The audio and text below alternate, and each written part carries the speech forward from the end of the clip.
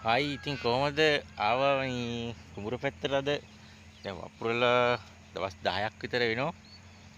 තෙල් ගහන්න දැන් තනකොළේ මතුවේගෙන ඉන්නේ. ඉතින් තෙල් පොඩ්ඩක් ගහන්න ඕනේ. මේ හරියේ මේ තනකොළේ ඇවිල්ලා තියෙන්නේ දැන් 11නේ වැපුරුවේ. ඊයේ 11 වැපුරුවා කියන්නේ අදට දවස් 10ක් 11ක් විතර වෙනවා. දැන් තෙල් ගහන්න කාලේ හරි. බැලුවේ කුඹුරට මොකද වෙලා තියෙන්නේ කියලා. ඉඳලා ඒකත් බලන්න එනවා. ඉතින් වැඩ ඇස්සේ හැමදේම කරන්නත් එපා. මේ අවුලක් නැහැ දැනට න ะ. බැලුවේ කුරුල්ලෝ අවුලපු අය පාඩුවක් තියනවද කියලා. එහෙම මේ වගේ පැල දැක්කහම තියෙන සතුට ඉතින් කියලා වැඩක් නැහැ.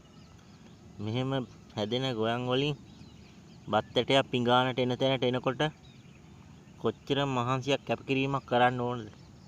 මේව බුද්ධ භෝගනේ. බත් පිඟානට බත් ඇටයක් එන්න ඉතින් ගොවියා කොච්චර මහන්සියක් කරනවද?